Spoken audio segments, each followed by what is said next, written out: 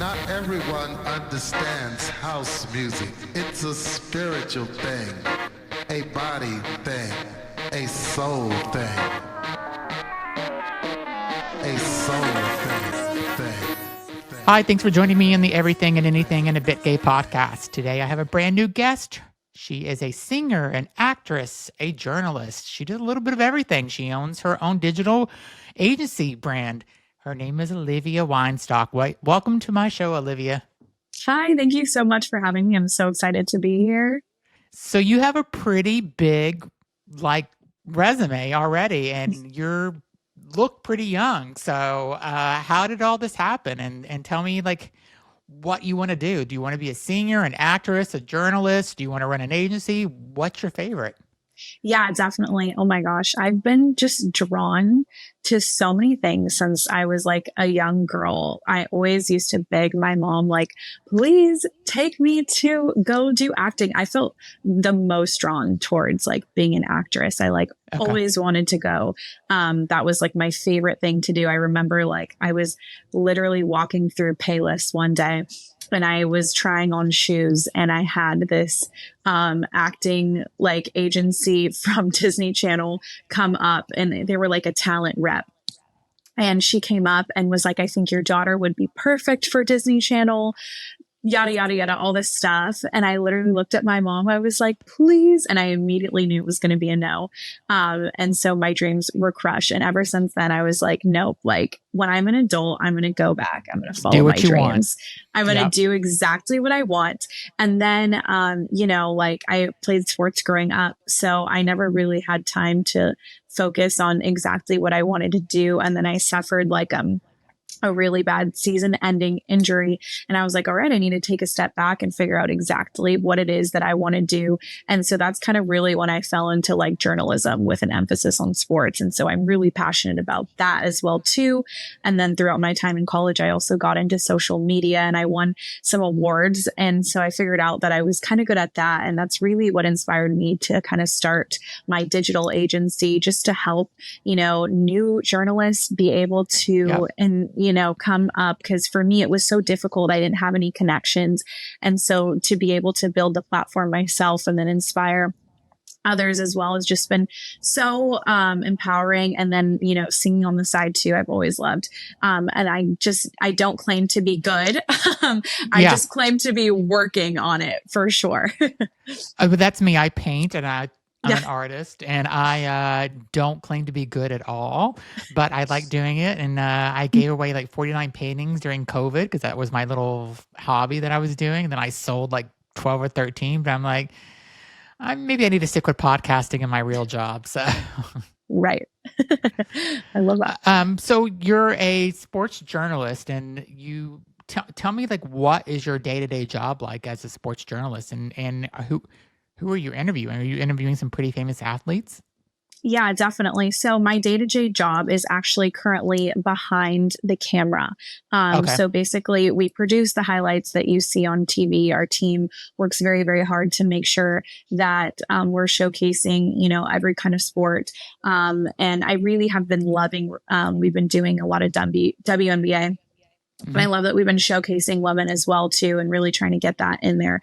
So that's been my current day to day. But in the past, I have been able to, just with different things, I've gotten to work with the LA Kings too. That was amazing. I got to interview some pretty famous athletes, some celebrities as well on red carpets. I've gone to do so many cool things. Also just running in the stadium as just a production runner. That's been so much fun. I've gotten to meet so many amazing players and just work with them on a day-to-day and talent.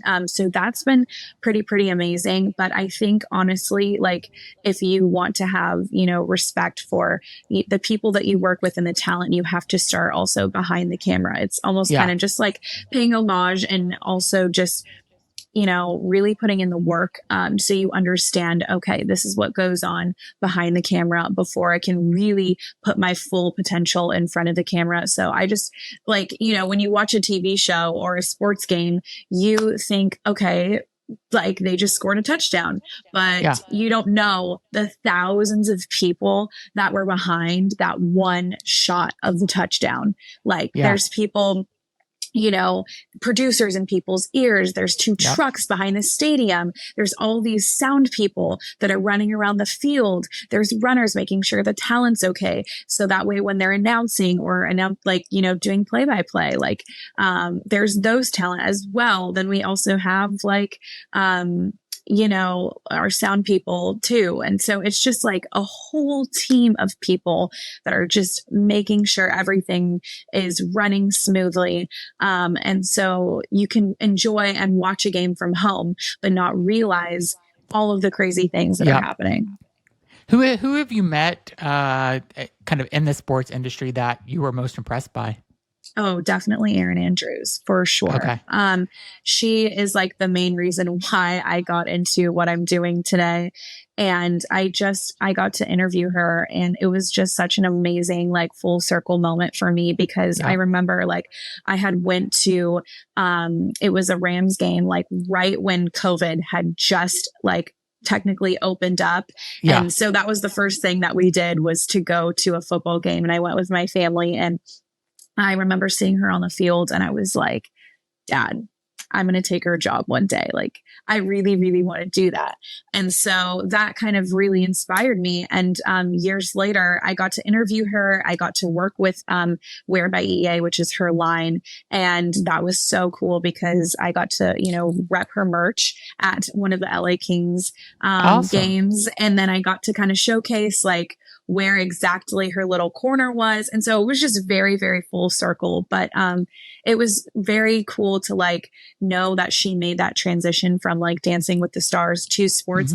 And you can just kind of reinvent yourself in so many different ways. And that's what I love, because I have so many different passions. Like you mentioned, I have a very wide range of like resume. And so it was really, really inspiring. And it was just so impressed to know that like she had a kid. She brought her kid with her. He was so adorable. And her husband was there too. And so I got to kind of see the whole family dynamic. And it was just so inspiring to know like that you can have a family, you can have kids, and you can just keep reinventing yourself.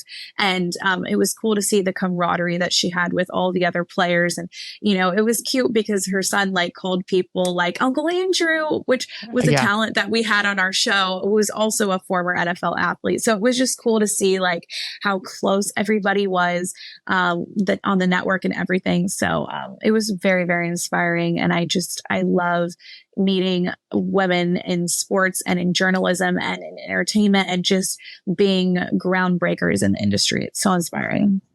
What does your mom say now? Well, I have two questions for you, two parts. Yeah. Are you glad your mom didn't let Disney kind of like snag you when you were younger? Because if you did that, your life would have been in a different path. And now that you are in this entertainment industry, does your mom ever look back and she's like, all right, you are talented, and she's proud of you? Like, yeah, definitely. I mean, I obviously in the moment, I remember I cried for days. I don't even know if my mom like remembers how much it truly affected me. But later on, she did take me back to do something with Disney Channel, which was really fun. And she was there. But that was it.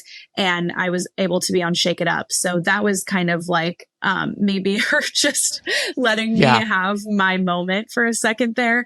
But I am grateful that I did get to live like, I guess, a normal childhood, because I do feel like if I would have gone and done a Disney audition, like, and let's say I had gotten picked up to be doing a show or something, I would have been a child actress, and my life would have been completely different. So that is very true. And I wouldn't be exactly where I am in the entertainment industry today. So I am very thankful for that. But yes, my mom everything happens for a reason, I think. Right. Exactly. I always say that everything happens for a reason. And I just, I used to worry so much, like, oh my God, what if this doesn't work out? But I always think like, if everything is going to be right for you, even if you feel like in the moment, like, oh my gosh, I just got fired from this position, this is horrible. No, like that was right, because it's going to change the trajectory of your life, and you're going to go in a completely different direction. So I think that's also like my resilience is why my mom is definitely proud of me now. And it's just funny because people ask her all the time, like, they're like, how is Olivia doing this? She's so young. And my mom's like, she's just talented. I don't know. Like, go ask Can her. I ask how old you are? Is that okay to ask? Of course. Yeah. I'm 23. I just turned 23 in January. Okay, So, great. I knew you were young. Your skin is amazing, by the way. Thank you.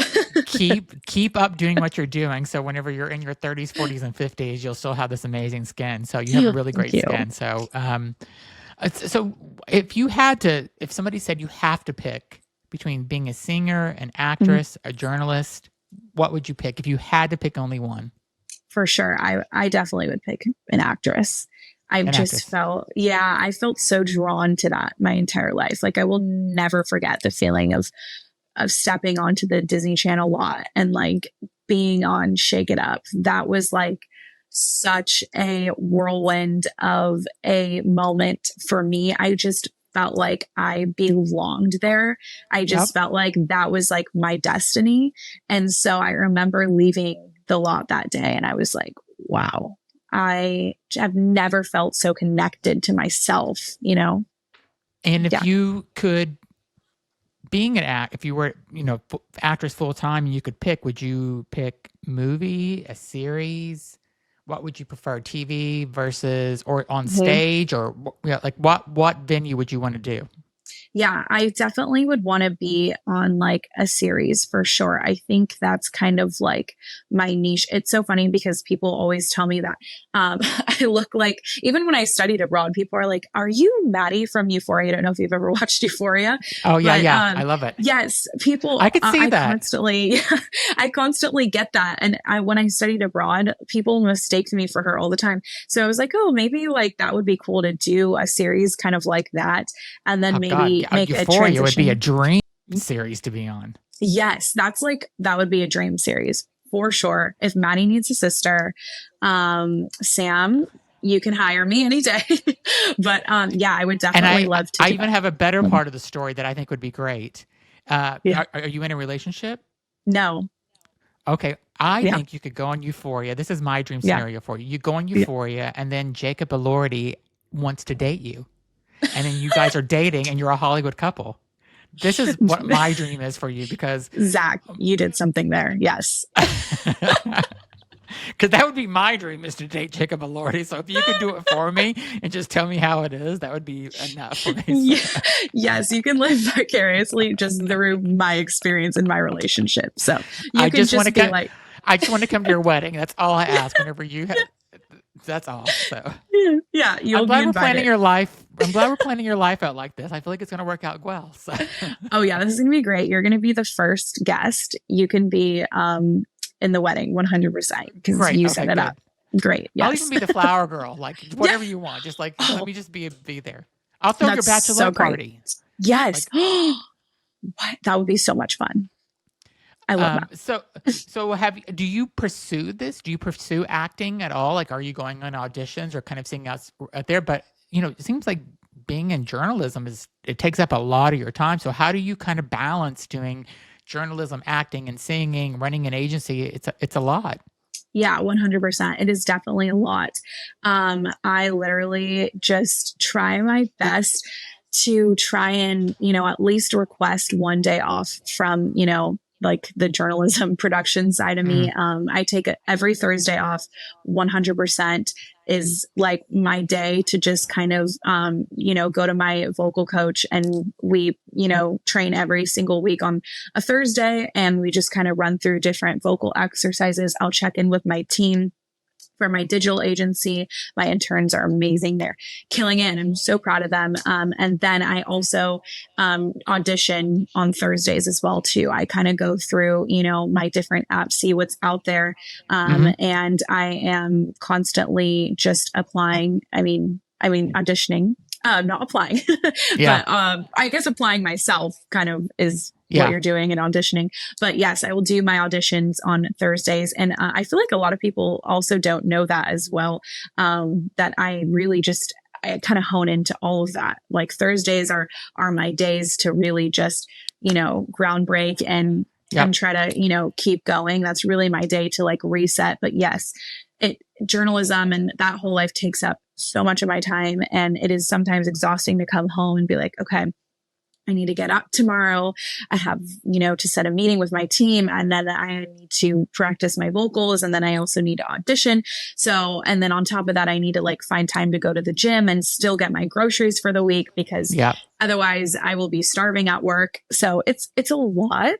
Adulting is a lot. It is. Oh yeah. I'm 100%. I'm sure it's a lot. It's a lot to balance too. But it's a lot whenever you're a singer, actress, journalist, running an agency. I mean, you're doing more than what two people would probably do, it sounds like. So I mean, I think at some point you're going to have to you're young, you have a lot of energy, but at some point you're going to have to I think pick what you like the most. So, right.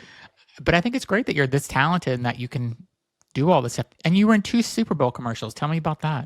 Yes. Oh my gosh. So the first one that I did was absolutely amazing. It was with Nickelodeon. It was a Super Bowl special, actually. And I flew, because I'm from Huntington Beach. So, I had my mom drop me off at 6 a.m, went to Long Beach Airport, flew in to Vegas, ordered an Uber from the airport with a little tiny suitcase, just in case. I flew to Allegiant Stadium, and then we got immediately into hair and makeup. They had breakfast for us. And I honestly had no idea what I was expecting. They just sent us a call sheet, and that was it. Like, I did not know what I was expecting. I had no idea what I was going to be dressed up as, what we were doing. And so they already had an outfit for me, and I was in blue. And so I was like, okay, I'm just going to go with this. I don't know. And then they had different like beachy Hawaiian outfits for a couple different actors and actresses as well. And I was like, okay, are we like bikini bottom characters? Like, what is going on? And so finally they walked us out of Allegiant Stadium, and it was so cool to see the stadium completely empty. And we got to sit in like a section of the stadium. And the producer was like, okay, guys, like, welcome. You guys are going to be in the Nickelodeon Super Bowl special. And we are going to animate SpongeBob and friends with you in the stand. So you guys are going to be dressed up as like different members of like SpongeBob. Yeah.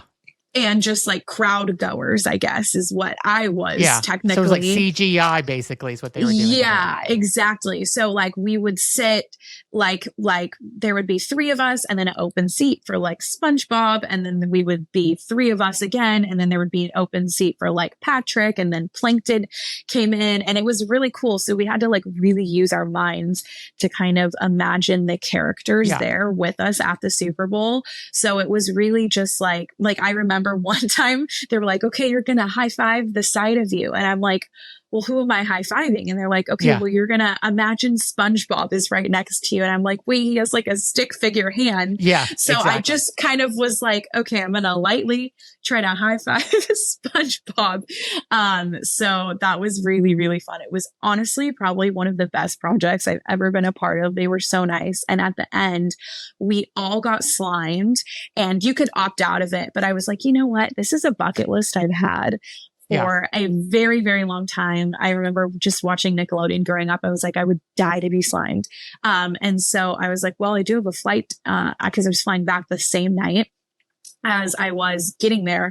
So I was like, hopefully it comes off. So they slimed all of us.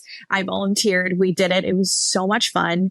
And they didn't let us use the player locker room. So we had to go in the Allegiant Stadium bathroom and try to wash off the slime.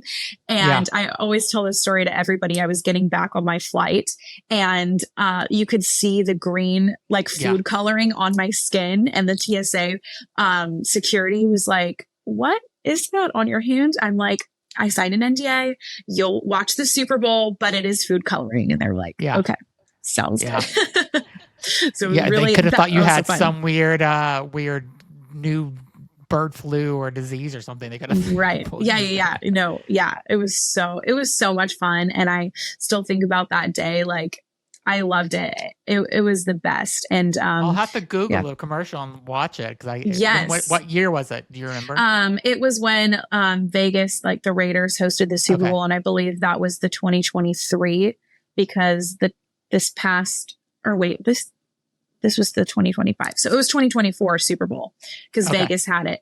And then this year was in New Orleans because because we did the Bud Light Super Bowl commercial. So yeah. So you did Bud Light commercial. So you did the how was the Bud Light commercial compared to Nickelodeon? Oh my gosh. That one was so different because there was so many like production people there. It was crazy. And so it's a very, very small world, but the commercial was actually shot at my aunt and uncle's house in in LA. And so it was so cool because I knew that it was happening, but I didn't know that it was going to be at my aunt and uncle's house. And so they told me, and the main people in the commercial were Peyton Manning, Post Malone, and Shane Gillis. And so the day that I was there, Post Malone and Shane Gillis were there, and my family, it was so cool because my whole family was there and my brother came with me. And, so it was really like, we were all freaking out because like, I'm a huge Post Malone fan, Post Malone fan. And so is my family. And, so we went inside the house to just, use the bathroom because they didn't have bathrooms, obviously. And, Post Malone was drinking a lot of beer. And so we were like, oh my gosh, he's going to need to go to the bathroom one of these times. And, so sure enough, here he comes and someone's bringing him into the house and we're all like, jaws dropped. We had no idea what to say. He is the nicest celebrity I have ever met in my life. He went around, shook my aunt's hand, shook my uncle's hand. Oh, that's so all good. of us, ma'am, shook my hand, shook my brother's hand. He was like, thank you guys so much. Your house is so beautiful, even though I don't live there. But he was like, your house is so beautiful. Like, it was just nice. He was charming. Yeah. Yes. And so respectful. And it was absolutely like the best celebrity experience I've ever had. And he was just the best, joyous time, double fisting on set, like literally just the best energy. And I was like, I want to be your friend and be around you every day. Like literally made the production so enjoyable. And it was so amazing. I think everybody enjoyed every bit of it. Is there anybody that is kind of like a dream person that you would like to work with from an acting standpoint? Like if you could say, I would love to work with, I don't know, Nicole Kidman or somebody major, or I mean, like, no, like don't hold back on how famous they are, but there was like an ultimate person that you were like, God, it would be so awesome to be in a show with them or a movie with them. Who would that be? Oh my gosh. Adam Devine is one of my favorite comedians of all time. Like I love him in Pitch Perfect. I love him in Mike and Dave Need Wedding Dates. Like he's so freaking funny to me. And if I were ever to do like a comedy series or like a comedy movie, because I find myself more drawn to like drama, but I also love the comedy side of things. I feel like I can maybe get comedic timing down and possibly try that out. But he is so funny. I literally like he came to Long Beach once and did a show and I missed it. I was so upset, but I've heard the best things about him and I think he would be so funny to work with. I might not even be able to keep a straight face. So definitely for male actor for him. And then if I had to pick a female actor, it would 100% be Zendaya, like on more Euphoria, like serious role. I would just love to be like a counterpart to her. I think she just has such like, I don't know, her acting. I've been so enamored with it. And she seems like such a nice person overall, even in real life. Oh, 100%. Like even when I went on Shake It Up, like everybody was just so like enamored with her and I will never forget that. And ever since that moment, I was like, I need to find my way back to this woman in an acting standpoint because she's just so amazing and so sweet. She literally was like saying hello to everybody in the audience and I will never forget that. She was amazing. And she's got that natural beauty too. Like she's just so beautiful. So yeah, I love who's she her. dating? She's Tom Holland. Is that who she's dating? Yes, I think they're engaged now. Yeah. Oh, I love them together for some reason. They're so cute. The way he protects her, I just love it. And I'm happy for her because she deserves a happy ending. 100%. I have a question. So I have a podcast, another podcast that I recently launched. We're on our first season. I think it's episode 7 that came out yesterday. And I'm doing it with a guy named Slam. And he was in Madonna's Truth or Dare movie. And he was on tour with Madonna. And you're too young to probably know all these things, Truth or Dare, the movie, but watch it because it's good. Mm-hmm. And so he's so talented and stuff. And so I interviewed him on this podcast, I don't know, 9 months ago. And then I wanted to do another podcast. And so we're a co-host. And we actually are interviewing celebrities. So we interviewed Allison Wright yesterday. We interviewed Cheyenne Jackson. We've interviewed several celebrities, and we have several more coming up. So we just launched our Instagram page. We have like 600 followers. What's your advice for me to get more followers for this podcast, and also just for people that want to grow their Instagram following? Because it seems like it's a hard platform to grow. 100%. Well, first of all, congratulations. That's like a big step, like even just this podcast, but creating another one. I feel like, some people, I've heard so many people talk about, oh, I want to launch this podcast. It never happens, so congratulations. That's like step one. But I would say, that. Of course, yeah, I will definitely follow it because I'm excited to see the journey. It sounds so exciting. But I think the biggest piece of advice I would have is to be consistent on reels and, taking little clips from whether it's virtual or, you're in person. I would just say, take little clips. And I don't know if you've kind of seen the way that it's been really taking off recently on Reels and TikTok just, little segments, kind of like highlights almost of the podcast that we're doing that like 30-second segments. Sometimes we're doing, Yeah, definitely. I would, every time you have a guest, post a reel about it, or even utilize TikTok and get on that platform and use the hashtags. I find that Sundays at like 8 or 9 p.m. are like the best times to post because most people are, decompressing from their weekend. They didn't have work that day. They're most likely going to be on their phones at like 8 to 9 p.m. And so that's when I find that content really takes off, especially utilizing those hashtags alike. If you're talking about that's good advice. Mm-hmm. I know myself. I go down a rabbit hole Sunday night, usually for TikTok. And then I'm just like, oh my God, it's been 3 hours. And I've been watching TikTok videos for 3 hours. I'm like, how did this happen? So I just was going to go on for 10 minutes.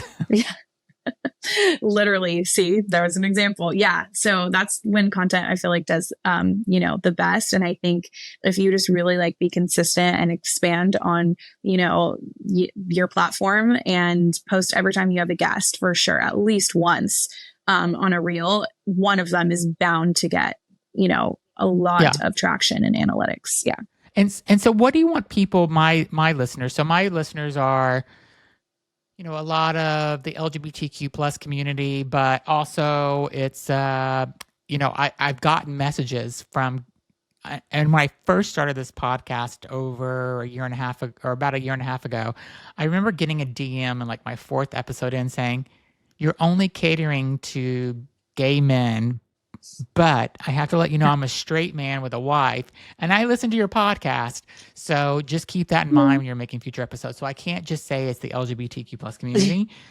And I also know I have a lot of straight women that listen to my show just from instant messages or DMs that I get and stuff. So what would you want my listeners to know about you?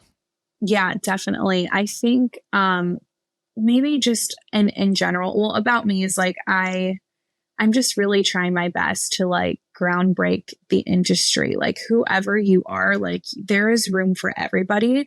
There is a place for everybody. I don't care who you like or who you want to marry. Like it's about you and your journey. If you feel compelled to do something, go do it. I listened to this amazing women's panel a couple of weeks ago, and this girl was a nurse, and it was just taking a toll on her mental health. And she always felt compelled to do makeup. And one day she's like, you know what? I'm going to quit. I'm going to do makeup. And she's now a celebrity makeup artist with like Wow. 3 Emmys.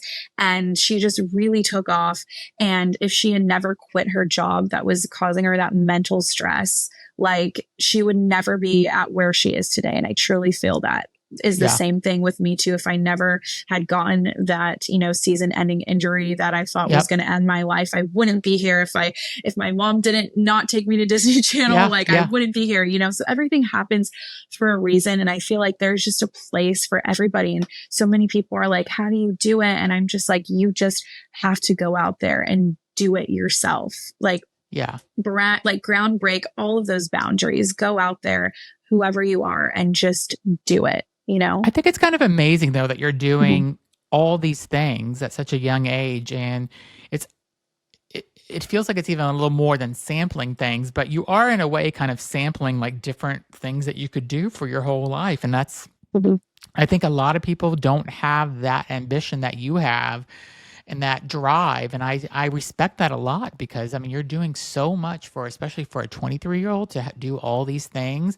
and you really have a good head on your shoulders. So you're like almost like an old soul in a way, where you know, and I appreciate that, where, you know, you are real. I think you're going to be something huge one day. And I hope you come back on my show whenever you're winning that Emmy or that Oscar or that, or whatever you end up winning, some major award. Come back and remember me whenever you make it big, so I can have you on and interview you then. Oh, well, thank you. That's so nice. I will 100%, and you will be invited to me and Jacob Elordi's wedding 100%. Please. Okay, that's all. I care more about that. But yes. And then I will find someone for you. Maybe he has a cute friend. I don't know. I'm married, unfortunately, for 26 years. So, yeah. Well, good for you. Well, but you know what? Jacob Elordi is my hall pass. So if he ever decides to turn, or, you know, who knows? He's a hall pass for me. So so that's, everybody has hall passes. He's on my list. So yes. Oh, I love that. Well, thank you. I appreciate you saying those kind words. People always tell me like, one day you're gonna, you know, make it, and I'm like, I appreciate that. That means the world to me. So yeah, I'm usually can predict things, and I have a good vibe about you. So I think you're going to be something really big, and I hope. I can't wait to see it. So and we'll be following your career. So if somebody wants to follow you, let them know where to go to follow you. You have a website, Instagram. What's the best place for someone to go to? Yeah, definitely. My Instagram is Olivia Weinstock. You can also follow me on TikTok, Olivia on TV. And my digital agency, if you want to check that out, is on Instagram at Live Digital Agency. Same with TikTok as well. Great. And I will put all of these into the description of the podcast. So if you don't write them down, just go to the description of the podcast and follow Olivia, because she's pretty amazing. So I loved having you on. You were an amazing guest, and you're an amazing person. And I'm definitely following your career and can't wait to see what you do. So, oh, thank you so much, Zach, for having me on. This is amazing. I appreciate you. Great. You're so amazing. Thanks so much for being on, and be sure to follow my podcast and leave a comment on what you think about Olivia, because I think she's pretty hot and pretty amazing. So thanks everybody for listening. Thank you. Not everyone understands house music. It's a spiritual thing, a body thing, a soul thing, a soul thing.